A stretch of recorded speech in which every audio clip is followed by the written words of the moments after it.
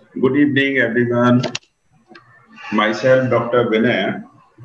Today we are here for inauguration of Mahakarm Foundation Trust.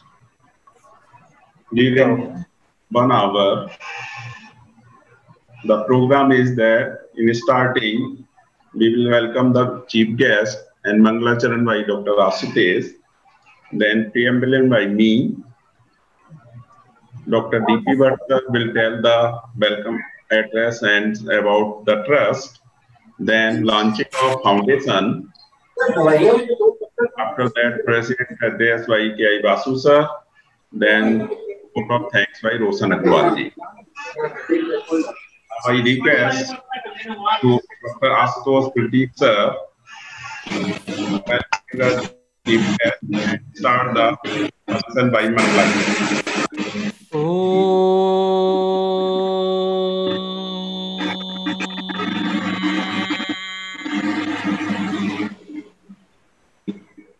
समानि व आकुतिः समाना हृदयानि वः समानमस्तु वो मनो यथा वः सुसहासति। ॐ विश्वानि देव सवितर् तुरितानि परासुव यद्भद्रं तन्न आसुव। ॐ शान्तिः शान्तिः शान्तिः।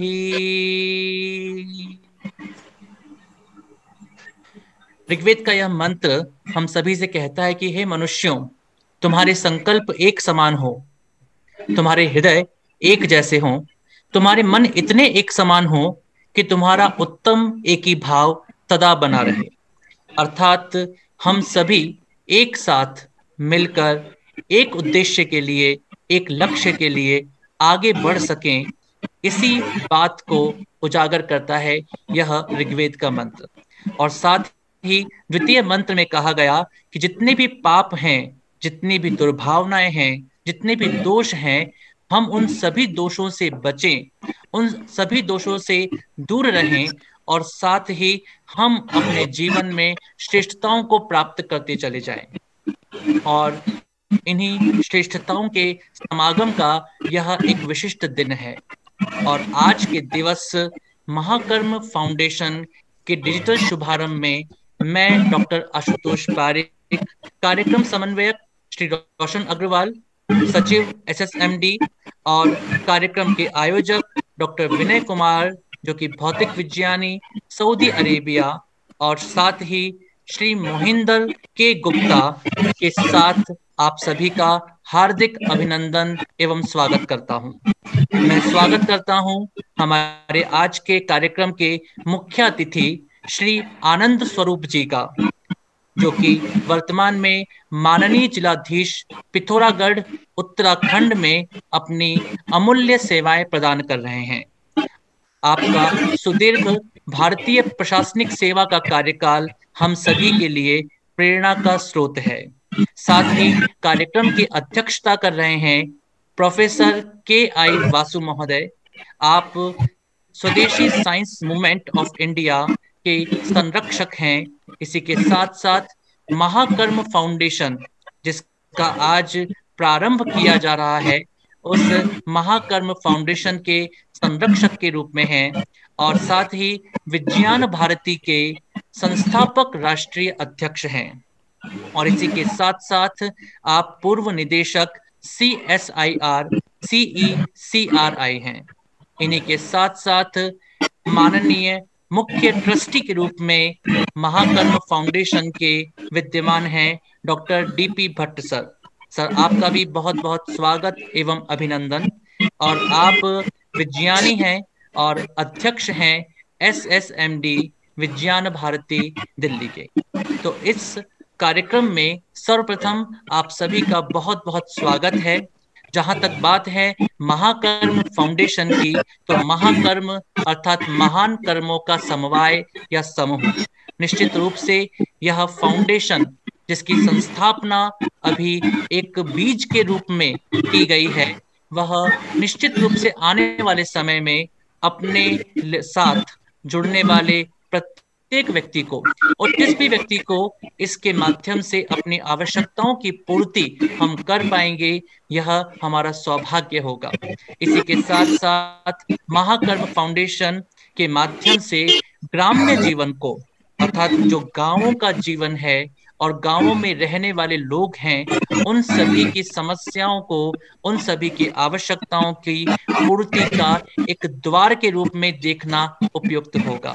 मैं निश्चित रूप से कह सकता हूं कि यह द्वार अब उद्घाटित हो चुका है, अर्थात खुल चुका है, और इस द्वार के माध्यम से आवश्यकताओं को पूर्ण करने के साथ साथ एक ऐसा प्रयास किया जाएगा कि हम गांवों के जीवन को बेहतर तरीके से उन ग्रामीणों के पास पहुंचा सकें, उन तक ला सकें, उनकी आवश्यकताओं की पूर्ति की जा सके और उनकी समस्याओं के समाधान के लिए निश्चित रूप से यह महाकर्म फाउंडेशन एक बेहतरीन मंच के रूप में, एक बेहतरीन सहयोगी के रूप में और एक श्रेष्ठ सहयोगकर्ता के साथ साथ उनके साथ चलने के रूप में अपने कदम लगातार बढ़ाता चला जाएगा। तो मैं स्वागत करता हूं, अभिनंदन करता हूं आप सभी विज्ञानियों का, आप सभी माननीय अतिथियों का, और साथ ही महाकर्म फाउंडेशन से जुड़े हुए और भविष्य में जुड़ने वाले, हृदय से उसे अपनाने वाले और निश्चित रूप से जीवन में अपने लिए और दूसरों के लिए एक ऐसे मार्ग पर चलने का प्रयास करने वाले, जिस मार्ग के द्वारा हम आनंद को प्राप्त करेंगे, जिस मार्ग के द्वारा हम आवश्यकताओं को पूरा करेंगे, जिस मार्ग के द्वारा समस्याओं के समाधान के लिए प्रयत्नशील हो सकेंगे। अतः आप सभी का स्वागत है। और महाजनों येन गतः सपंथा, अर्थात महान लोग जिस पथ का अनुसरण करते हैं वही पथ श्रेष्ठ पथ है। हम भी इस पथ पर चलने के लिए दृढ़ प्रतिज्ञ हैं और महाकर्म फाउंडेशन के माध्यम से जिस भी प्रकार से हम अपनी सेवाएं दे सकें, उन सेवाओं के लिए दृढ़ प्रतिज्ञ होने का यह दिवस है। अतः दृढ़ प्रतिज्ञता के साथ आज के इस दिवस में हम सभी एक मना होकर, एक साथ मिलकर, एक हृदय होकर इस समाज की सेवा के नए उपक्रम के साथ जुड़ने के लिए प्रतिज्ञा करते हैं और इसके साथ आगे बढ़ने का निरंतर प्रयास करते हैं। यही शुभकामनाएं हम सभी आप सभी के लिए प्रदान करते हैं। आप सभी का बहुत बहुत आभार, धन्यवाद और अभिनंदन एवं स्वागत आज के इस कार्यक्रम में। But sir, please unmute yourself and brief about the trust. मैं आप लोगों को ये बताना चाह रहा था कि पहले हमारे एंड में टेक्निकल प्रॉब्लम हुई, अब वहाँ पर इंटरनेट नहीं चल रहा है चीफ गेस्ट साहब के यहाँ, डीएम साहब के यहाँ। तो आप लोग सुनिश्चित करें कि उन्होंने, कि मुझे तो आप स्क्रीन में देख नहीं रहे, भाई मैंने बात करी है तो अभी वो जुड़े नहीं है, अभी डीएम साहब है नहीं अभी लाइन में, तो का 1-2 मिनट इंतजार कर लिया जाए, उसके बाद करते हैं। ठीक है। Now I want to invite Professor Vasu sir for his presidential address, as told by Dr. Ashutosh sir. Dr. Vasu, to listen to me. We are here in Bangalore, and you are all there in Delhi or Pithoragarh. We are far apart, but at the same time, modern technology has brought us together. We started this program long ago, in 7th November 1982, almost 40 years ago. 7th November is a date important to us from 2 points of view. First, it is the birth anniversary of Dr. C.V. Raman, the only Indian who could work in India and get a Nobel Prize. Second, It is the date of birth of Madame Marie Curie, one of the greatest Nobel laureates of the world, great scientists of the world. And our ideology also fits in very well with because we work with rural-based, rural-centric technology, and that has overtones of both traditional sciences as well as modern sciences. We also work with an orientation towards the rural development, and I am particularly happy that you have taken up this work in Pithoragarh, rural area, and if the whole activity is spread to the whole district, it will be very good. I am glad that our Anand Swarup, IAS, is taking keen interest in this, and Dr. Bhatt himself is a dynamic person with his roots in rural areas even now, in spite of the fact that he is staying in Delhi. Way back in 1982, 7th November, we started this program of Swadeshi Science Movement, and we had units established in various parts of the country, in various states, in Kerala, in Tamil Nadu, in Karnataka, in Maharashtra, in Andhra Pradesh, in Uttar Pradesh, in Madhya Pradesh, in Delhi, in Punjab, and so on. So at a later stage, when the Swadeshi Science Movement all over the country became very active, we thought of a coordinating body and then formed the Vijnana Bharati. And therefore, all the Swadeshi Science Movement will be associated with Vijnana Bharati at the All India level. We have a central body looking after all the Swadeshi Science Movement all over the country. Delhi, we have the Swadeshi Science Movement of India, and Vijnana Bharati is associated with this activity for a long time. I am glad that we will taking up the development of Pithoragarh. Rural areas, their development based on rural-centric technology should be prime concern for all of us. There are many technologies available in the country. There are many available all over the world. All can be conditioned to be suitable for rural development. And therefore, we say that we make technologies rural-centric. And with this approach, we have been able to develop various parts of the country. And you should remember this unit, Mahakarma Foundation, which is part of Vijnana Bharati Delhi or Swadeshi Science Movement of India Delhi, is a part of the All India movement.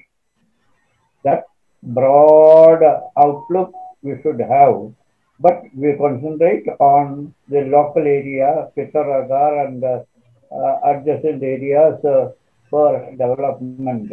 I hope all success will come to you if you are sincere, honest, dedicated, and committed to this ideology and to this mission. I wish you all the best. Now I request Professor Vasu sir, please cut the ribbon to inaugurate the sub-office of Mahakarma Foundation.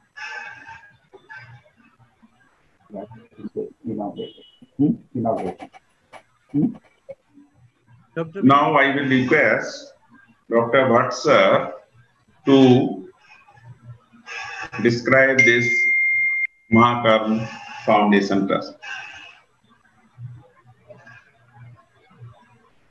नमस्कार, good evening. इस technical व्यवधान की वजह से कुछ बाधा बीच में उपस्थित हुई, उसके लिए क्षमा प्रार्थी। वो केवल हमारे एंड से नहीं, अभी पिथौरागढ़ में भी इंटरनेट की समस्या चल रही है। उस व्यवधान की वजह से डीएम साहब ज्वाइन नहीं कर पा रहे हैं। जैसी वहाँ समस्या का उन्मूलन होगा तो डीएम साहब जुड़ेंगे, और तब तक हम अपनी कार्रवाई को अभी रोक नहीं सकते हैं, और डीएम साहब की इजाजत से हम इसको कंटिन्यू कर रहे हैं।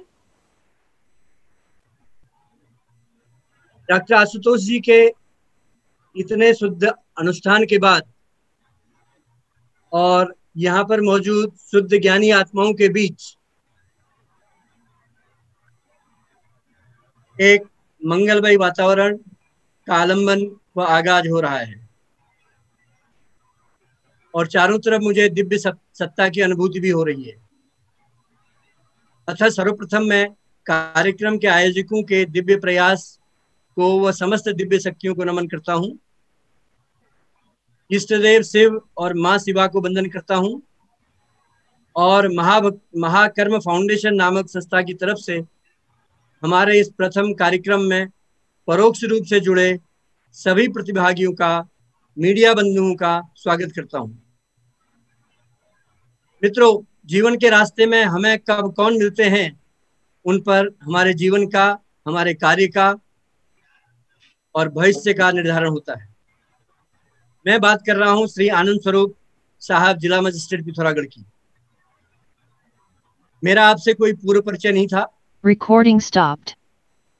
और ना ही आप मुझे जानते थे, लेकिन 6-7 महीने पूर्व जब मैंने सामाजिक ग्रामीण विकास के मुद्दे पर आपको लिखा, आपने हमेशा उसका जवाब दिया, वो एक्ट भी किया, और उससे भी महत्वपूर्ण डिजिटल इंडिया अभियान का 100% डिजिटल वे में आपने एक्शन लिया, जो बिरला ही होता है।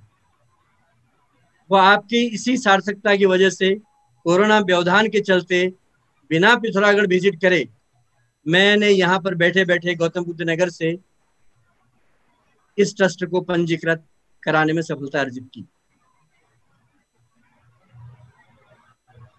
सर, आपका इस कार्यक्रम में हार्दिक अभिनंदन है।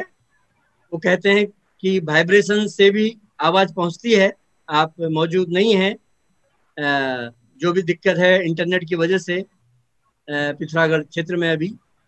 आपका इस कार्यक्रम में बहुत बहुत स्वागत है। जैसे आप जुड़ेंगे, आपका हम इस कार्यक्रम का इनॉग्रेशन कराने की स्थिति में होंगे। प्रोफेसर के आई वासु जी, जो आज कार्यक्रम की अध्यक्षता कर रहे हैं, राष्ट्रीय स्तर पर एक बहुत बड़ा व्यक्तित्व। उनके बारे में ज्यादा बोलना नहीं चाहूंगा, उनका परिचय शुरू के स्लाइड्स में दिया जा चुका है। सर, मैं आपका नतमस्तक होकर आपका स्वागत करता हूं। आपका स्वागत करते हुए मुझे अपनी जन्मभूमि और कर्मभूमि के बीच में एक फासला और उस फासले को किस तरह से मैंने निर्वाह कर पाया, उसका बयान करने का मन हो रहा है। 20 वर्ष की आयु तक पिथौरागढ़ से प्रारंभिक शिक्षा पूरी करने के बाद फिर मैं 2 वर्ष तक कुमाऊं विश्वविद्यालय में लेक्चरर रहा, और जब मुझे वहां पर सिलेक्शन के लिए उपयुक्त नहीं पाया गया, तब सुदूर दक्षिण भारत में एक राष्ट्रीय स्तर की शोध संस्थान में मेरा चयन हुआ, और मेरा जितना भी शोध कार्य है या सोशियो साइंटिफिक काम रहा 37 वर्षों से, उसको तराशने का, संवारने का, यदि मेरी पूज्य माँ और मेरी प्रिय पत्नी के बाद अधिकांश श्रेय यदि किसी व्यक्ति को जाता है तो वह है प्रोफेसर के आई वासु। तो आपकी उपस्थिति से सर हम धन्य हो गए, और इस एज में भी 94 ईयर्स की एज में भी आप एक्टिव हैं, और आपका ब्लेसिंग्स हमें प्राप्त हो रहा है, रादर हो चुका है। तो आपका पुनः धन्यवाद, आभार और बहुत बहुत स्वागत। इससे पहले कि मैं महाकर्म फाउंडेशन के बारे में कुछ बताऊं, मित्रों, अनायास बचपन की गांव की पुरानी स्मृतियां सहज ही मन स्मृति में आ रही हैं। गत माह आयोजित अंतर्राष्ट्रीय योग दिवस के मौके पर जब आदरणीय प्रधानमंत्री जी ने हम सबको अपनी जड़ों से जुड़ने का आह्वान किया था, और उसी दिन मुझे भी कार्यक्रम में योग के बारे में बोलने के लिए कहा गया, तो मैंने जो कहा था उसे मैं अपने गांव को और जन्मभूमि को आज समर्पित करता हूं। उसको बस रिपीट कर रहा हूं क्योंकि वो रेलेवेंट भी है आज के संदर्भ में। मेरे लिए, जिसने जीवन यात्रा के प्रारंभिक वर्ष 20 वर्ष अभाव व संघर्ष में गांव, खेत, खलियान में व्यतीत किए हों, उसको योग करना तो दूर, तब योग शब्द का भी कोई बोध नहीं था और मुझे योग में बोलने के लिए कहा गया। हाँ, कर्तव्य, ड्यूटी के परिप्रेक्ष्य में अपने अध्यापकों से, अपने पुरखों से कुछ सीख मिली थी। पुरानी युक्ति है, योगा कर्मेषु कौशलम, यानी अनवरत कर्म करना, यानी कर्मयोग के हिसाब से जीवन यात्रा को चलाना। उसको करने में आंशिक सफलता अर्जित की, इसका मुझे गौरव है और सारा श्रेय मैं अपनी जन्मभूमि को देता हूँ। उन सभी गुरुजनों को धन्यवाद। आज के मौके पर मेरा समर्पण अपने सभी पूर्वजों, विशेषकर दादाजी, पूज्य माँ के त्यागपूर्ण वैधव्य जीवन को अंतर्मन से श्रद्धांजलि व नमन, जिन्होंने अपने सीमित संसाधनों से मेरा लालन पालन किया। चाचा जी अध्यापक थे, उन्होंने हमेशा आत्मस्पर्धा पर बल दिया और उस तरह की मुझे प्रेरणा दी, सीख दी। उनको भी आज के मौके पर विनम्र श्रद्धांजलि। महाभक्ति फाउंडेशन, महाकर्म फाउंडेशन की पृष्ठभूमि के तौर पर डॉक्टर विनय जी पूर्व में बता चुके हैं, उनका बहुत बहुत धन्यवाद। इसके जो उद्देश्य की बात करें, थोड़ा बहुत मैं उद्देश्य में जाना चाहता हूं कि महाकर्म फाउंडेशन क्या है और इसके हमारे ऑब्जेक्टिव्स क्या हैं। यह सभी लोग जानते हैं कि एक पलायन एक बहुत बड़ा विषय है आज के संदर्भ में, पूरे देश के संदर्भ में, जो एक तरह से स्थायी स्वरूप ले रहा है। अधिकांश तक हम लोग पलायन का मतलब ये समझते हैं कि जो नौकरी के चक्कर में अपने गांव घर छोड़ करके शहरों में चले जाते हैं, उसको पलायन कहते हैं। ऐसा नहीं है। दो तरह के पलायन हैं, एक तो एक्सटर्नल पलायन, एक है इंटरनल पलायन। एक्सटर्नल पलायन है नौकरी की तलाश में बाहर जाते हैं जरूरतमंद लोग, और इंटरनल जो पलायन है उसके लिए मैं भी जिम्मेदार हूं और मेरी तरफ से अनेकानेक लोग, रादर सभी लोग जो कंट्री में अभी बड़े शहरों में सेटल्ड हैं, वो भी जिम्मेदार हैं। और वो सुविधाओं की चाह में उन्होंने एक तरह से अपने गांव से वो दूर हो चुके हैं। तो इन दोनों तरह के पलायन को रिवर्स करना एक हमारा ऑब्जेक्टिव है। और ज्यादातर देखा गया है कि हर एक व्यक्ति क्या अपने गांव का जो भी उनका प्रॉपर्टी है या मकान है, वह खंडहर की स्थिति में हो जाता है और उसका कोई यूटिलाइजेशन नहीं होता है।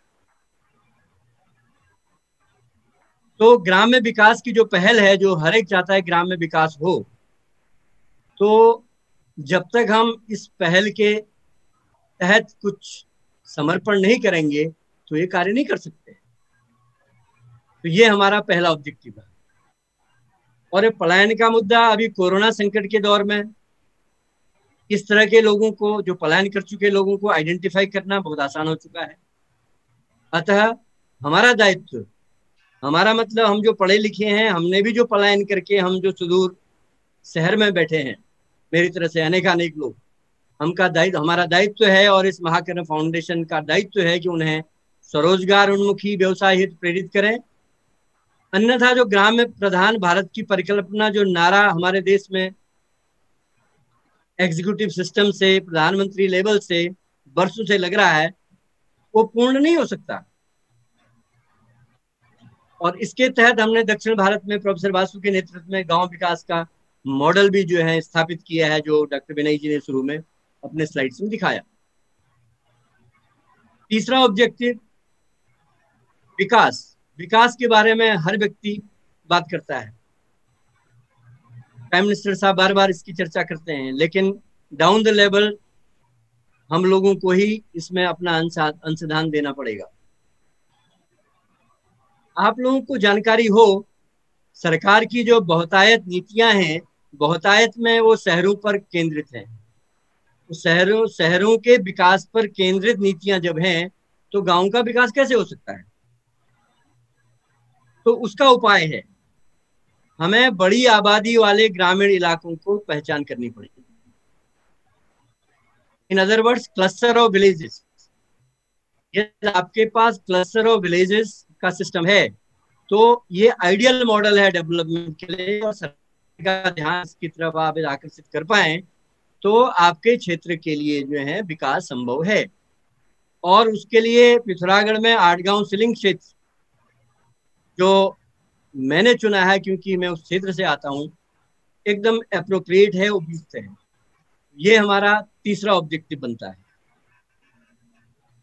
चौथी बात आती है विकास का फाउंडेशन। विकास की बातें सब करते हैं, लेकिन विकास का जड़ और उसका आधारभूत जो फाउंडेशन, मैं कई बार से बात करता हूँ, दो ही चीजें मुख्य हैं।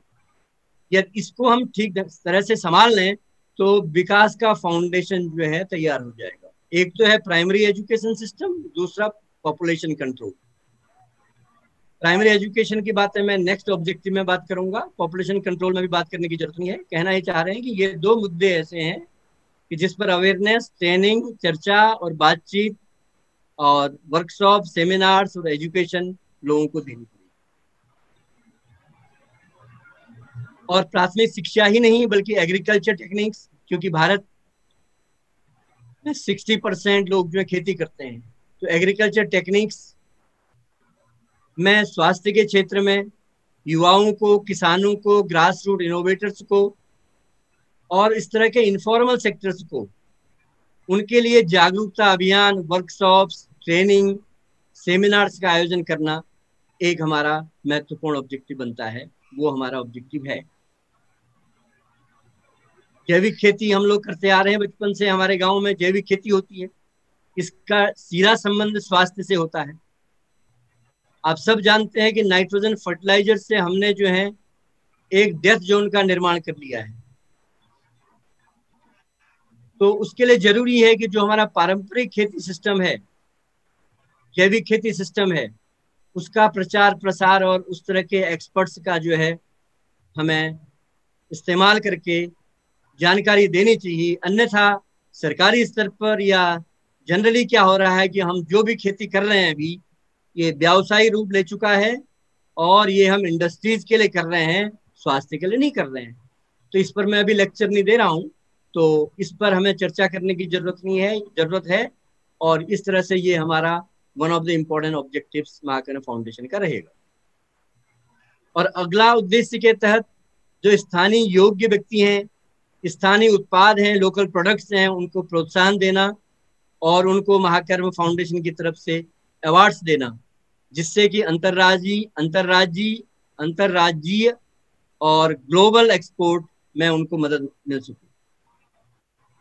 मुझे बचपन में याद आता है, हम लाल धान खाते थे, लेकिन अब वो सब शायद विलुप्त हो चुका है। तो मोटा धान भी उसको हम कहते थे, या छोटा धान। इस देसी बीज को हम उगाएं। हम जो है अभी मॉडर्निटी के चक्कर में जो धान या चावल या जो खा रहे हैं, तो जो हमारा पारंपरिक हमारे गांव में मौजूद था, उस पर चर्चा करनी चाहिए और लोगों को अवेयरनेस देनी चाहिए। बाजरा, इसमें 11% न्यूट्रिएंट्स होता है। मड़ुआ, जो हमारी उत्तम खेती होती है पहाड़ में, इसका एक्सपोर्ट हम कर सकते हैं, उसकी पैदावार हम कर सकते हैं। मक्का, अब साहब एक कीवी, एवोकाडो, ब्रोकली, ये नाम तो मैंने भी बहुत देर से सुने अंग्रेजी में, ये पता ही नहीं था। लेकिन हमें भूल गए हैं कि हमारे गांव में भी पहले, और आज भी शायद होता होगा, नाशपाती। यदि आप नाशपाती खाते हैं तो इससे पेट की सारी समस्या खत्म हो जाती है। तो लेकिन हम वो सब छोड़ चुके हैं। तो इस तरफ हमें लोगों का ध्यान खींचना और इस पर अवेयरनेस देना और जानकारी देना, ये हमारा ऑब्जेक्टिव बनता है। प्राइमरी शिक्षा की जो मैंने बातें करी, जब तक हम अपनी मातृभाषा में और क्षेत्रीय भाषा में अध्ययन नहीं करेंगे, तो जो हमारी क्रिएटिविटी है बच्चों की, वो हम इनोवेशन में तब्दील नहीं कर सकते हैं। वो अभी नई शिक्षा नीति में भी इसका उल्लेख है। और हम लोग तो विज्ञान भारती दिल्ली की तरफ से मेरे ख्याल से 25 साल से मातृभाषा में हिंदी में काम कर ही रहे हैं। लेकिन अभी गांव के स्तर में और देश के स्तर में, सरकार के स्तर में ये होना बाकी है। तो इस प्राइमरी एजुकेशन सिस्टम को ठीक करने में महाकर्ण फाउंडेशन भूमिका अदा करेगा। ये हमारा एक महत्वपूर्ण उद्देश्य बनता है। और इसी भाषा के संबंध में हम चाहेंगे कि पूरे विश्व का जो पहाड़ी समुदाय है या क्षेत्रीय समुदाय है, क्योंकि ऑल इंडिया स्तर पर हमने इसको रजिस्टर किया है, तो क्षेत्रीय लोग चाहे भोजपुरी हों, चाहे मद्रास के हों, चाहे केरल के हों, भारतीय समाज सबको उनकी पीढ़ी को उन्हीं के मान सम्मान कृत्य व सहयोग के जरिए उन्हीं के जड़ों से जोड़ना, ये हमारा ऑब्जेक्टिव होता है। यह केवल स्वभाषा या मातृभाषा के विकास के या उसके बहुतायत प्रयोग से ही संभव है। इसलिए हमें संस्कृत के अलावा, संस्कृत का जो हमारे यदि एंशिएंट विजडम की बात करें, देव भाषा संस्कृत का बहुत महत्व है, उसके डिटेल में नहीं जाएंगे। उसी तरह से अपनी मातृभाषा का भी बहुत महत्वपूर्ण है। तो उसका हम सरकारी और गैर सरकारी स्तर पर प्रयोग करें, विकास करें। जब तक हम अपनी भाषा में बातचीत नहीं करेंगे, तब तक हम एक दूसरे के प्रति भागवत संबंध स्थापित नहीं कर सकते। तो ये हमारा एक इम्पोर्टेंट ऑब्जेक्टिव रहेगा। इसके साथ ब्रोशर छापना, किताबें छापना, पत्रिकाओं का प्रकाशन करना। ये मैं जो बोल रहा हूँ, कई बार हम लोग भाषण देते हैं, ये आपने उस क्षेत्र में काम किया है तो तब बोलिए, ये मेरी मान्यता है, अन्यथा मत बोलिए। हम ये सब कुछ कर चुके हैं पहले, तो इसलिए मैं कह रहा हूँ कि महाकरण फाउंडेशन के माध्यम से भी हम किताबों और पत्रिकाओं का प्रकाशन कर सकते हैं और ये उसको डिस्ट्रीब्यूट भी कर सकते हैं। ये हमारा एक महज ऑब्जेक्टिव रहेगा। अब बात आती है आध्यात्मिक क्षेत्र पर। ये पहाड़ के संदर्भ में और हमारे देश के संदर्भ में क्षेत्रीय इलाकों के संबंध में बड़ा महत्वपूर्ण मुद्दा है। धार्मिक परिवेश में आप लोग जानते हो काफी विसंगतियां हैं। धार्मिक मुद्दा और आध्यात्मिक मुद्दा मेरे ख्याल से ये एकदम एक दूसरे के काफी इन दोनों में फासला है। अभी मैं आदरणीय प्रधानमंत्री जी को पिछले हफ्ते सुन रहा था, जब आप शिक्षा नीति पर संभाषण दे रहे थे, तो उनका कहना था कि 21वीं सदी का आज का युवा अपना भविष्य खुद बनाना चाहता है। उसे पुराने पिंजड़ों की सोच से बाहर निकालना हमारा काम है। हमारा काम मतलब मेरा काम, आपका काम, हम सबका काम। ये मैं धर्म और आध्यात्मिक क्षेत्र की बात कर रहा हूँ। आस्था के नाम पर समाज में व्यापार व कुचक्र फैलाने वाले व्यक्तियों का सन 2000 में तत्कालीन मेंबर ऑफ पार्लियामेंट के माध्यम से हमने डीएम पिथौरागढ़ साहब के संज्ञान में ये बातें डाली थी। जब ये पहल की तब पता लगा, क्योंकि जब आप ग्राउंड लेवल में काम करते हैं साहब, तब आपको पता लगता है कि वस्तु स्थिति क्या है। हमें पता लगा कि जो कुचक्र की बात हम कर रहे थे और जिस कुचक्र की वजह से हम कह रहे थे कि भैया गांव वाले लिप्त हैं, तो उसमें हमारे कतिपय राजनीतिक लोग भी उस लाइन में वही काम कर रहे हैं जो गांव का एक व्यक्ति कर रहा है। तो हमें अपेक्षा करें कि राजनीतिक लोगों के माध्यम से इस पर हम सुधार कर पाएंगे, ये नहीं पॉसिबल। तो इसलिए सामाजिक संगठन की इसके लिए जरूरत है। ये केवल सामाजिक परिवेश में ही ये चीजें हासिल हो सकती हैं।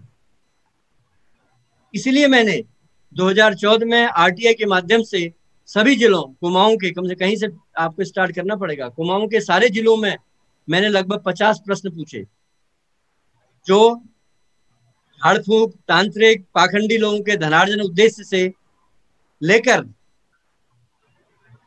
पशु बलि से लेकर सस्ती अनऑथराइज्ड शराब से युवाओं का भविष्य बर्बाद करने से संबंधित था।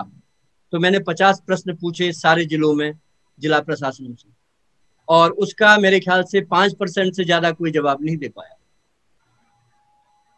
तो मेरा कहने का तात्पर्य ये है, तो ये भी हमारा ये ऑब्जेक्टिव रहेगा कि इस तरह की कुरीतियों को और इस तरह का जो कार्य चल रहा है पहाड़ में या और क्षेत्रों में भी, तो उस पर हम कंट्रीब्यूट करें और रादर एक बड़ी सोच के साथ योग, ध्यान और इस तरह के केंद्रों को स्थापित करें, धर्मशालाओं को स्थापित करें, गौशालाओं का निर्माण करें, शिक्षा मंदिरों का स्थापना करें, और इस प्रकार हम जो भारतीय ऋषि परंपरा है उसके साथ हम कनेक्ट हो सके।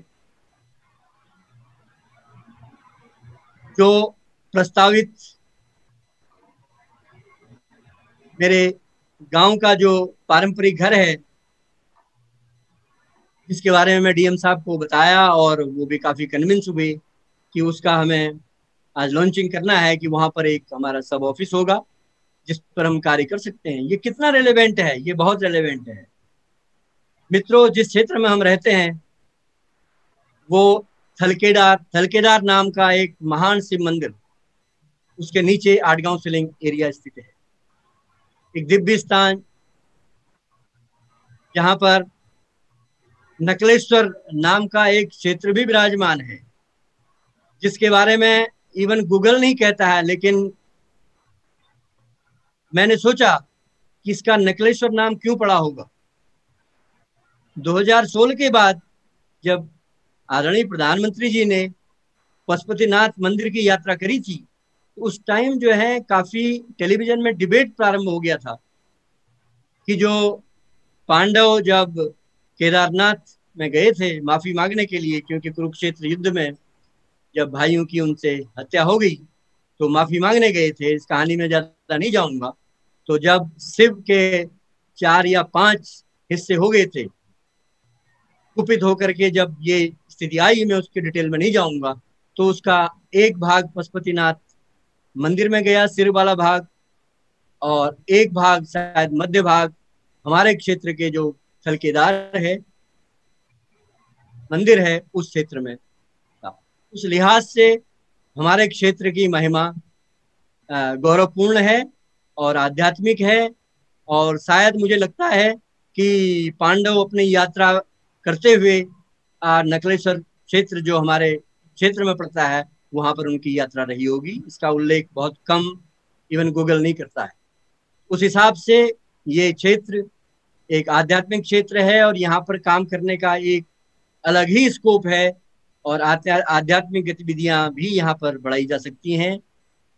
और मंदिर निर्माण की जहां तक बात आती है, मंदिर निर्माण प्रोफेसर गोल्दिया साहब ने जब इसका जीर्णोद्धार किया, मैंने स्वयं उनके आदेश पर उस पर सहयोग किया।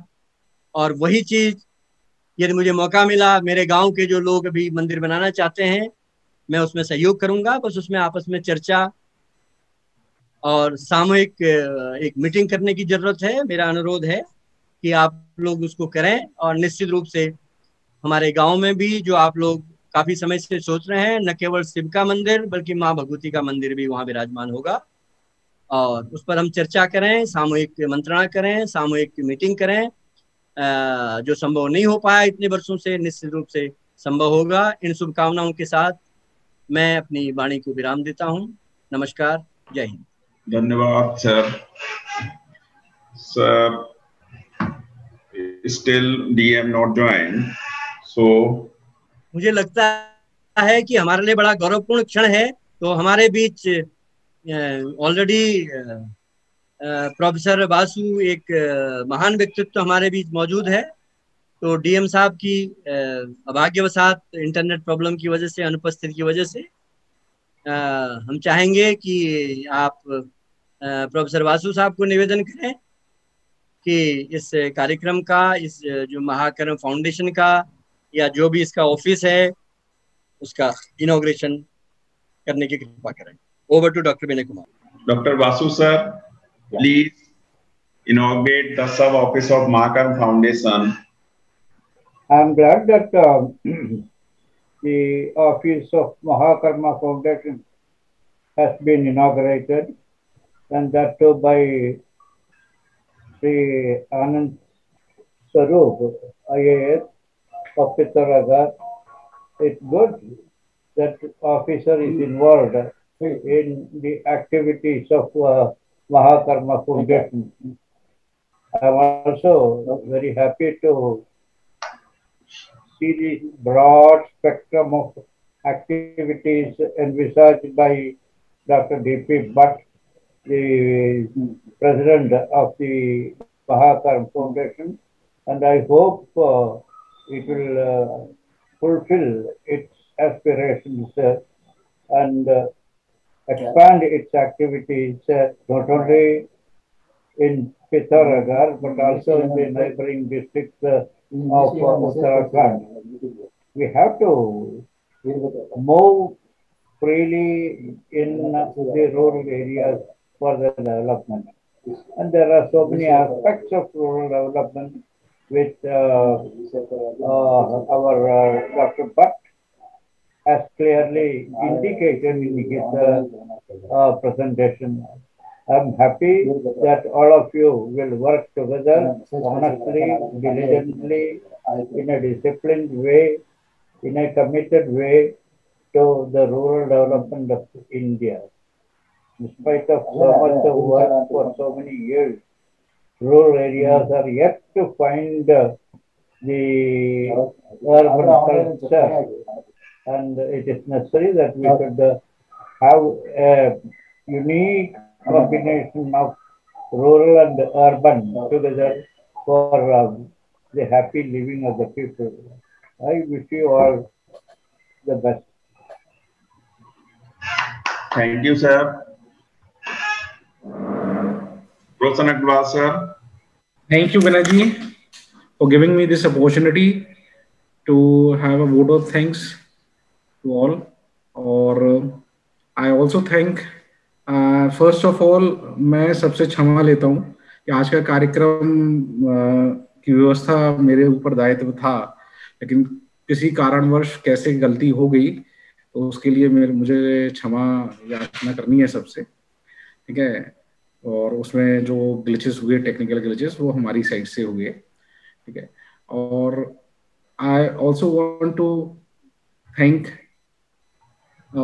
Professor K.I. Vasuji, and I noted that he told us that Delhi unit is Swadeshi Science Movement India, Delhi, India, and उनका जुड़ाव इस यूनिट से इनिशियल फेज तक और आज तक हम लोगों को उनका मार्गदर्शन मिल रहा है,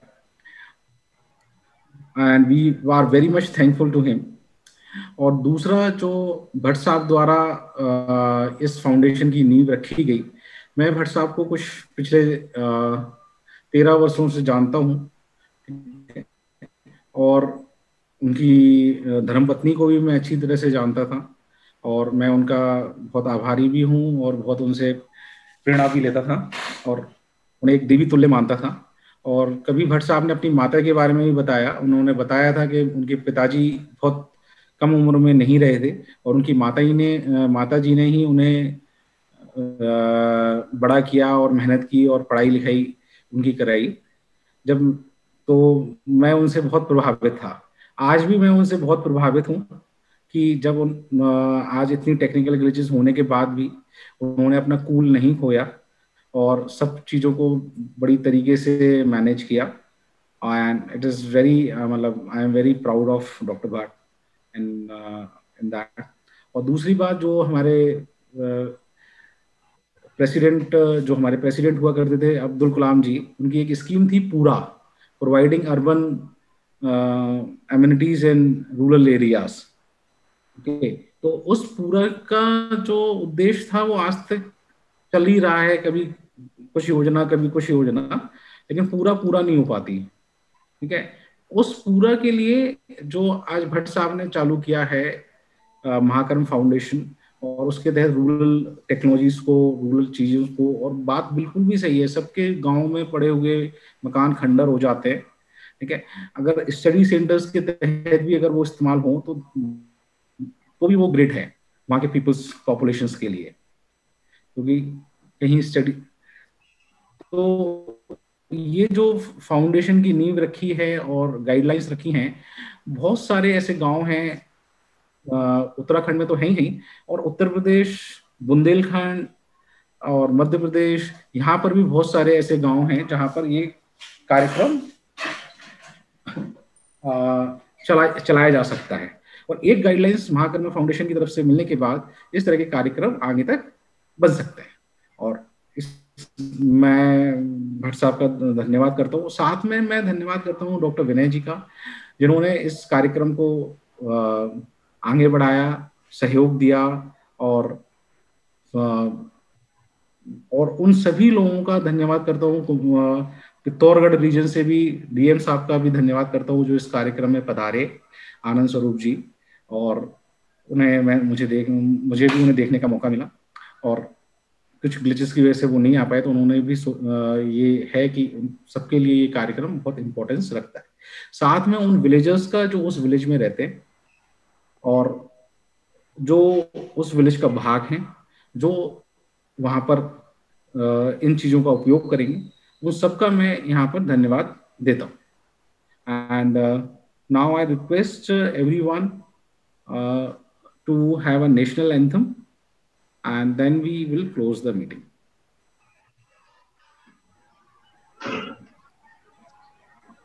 Okay. For national anthem, those who are can stand, they can stand, and those who can sit, they can also sit, but they have respect on the anthem. Thank you. Jana Gana मन अधिनायक भारत भाग्य विधाता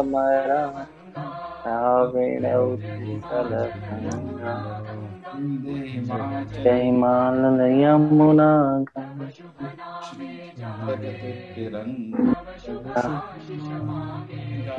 जागे सब सुख आशिष समागे जय गाथा मंगल। धन्यवाद। Thank you very much to all. But sir DM sir आएंगे? डीएम साहब, अभी मेरी बात हुई डीएम साहब से सबकी सूचना के लिए, वो काफी देर से प्रतीक्षा कर रहे थे, उन्होंने हमें अनुमति दे दी है। और ये क्योंकि उन्होंने कार्यक्रम अटेंड भी किया था, ऐसा नहीं कि आपने डीएम साहब ने कार्यक्रम अटेंड नहीं किया, कुछ हमारी तरफ से टेक्निकल फॉल्ट हुआ और कुछ उस तरफ से भी इंटरनेट का व्यवधान हो गया था।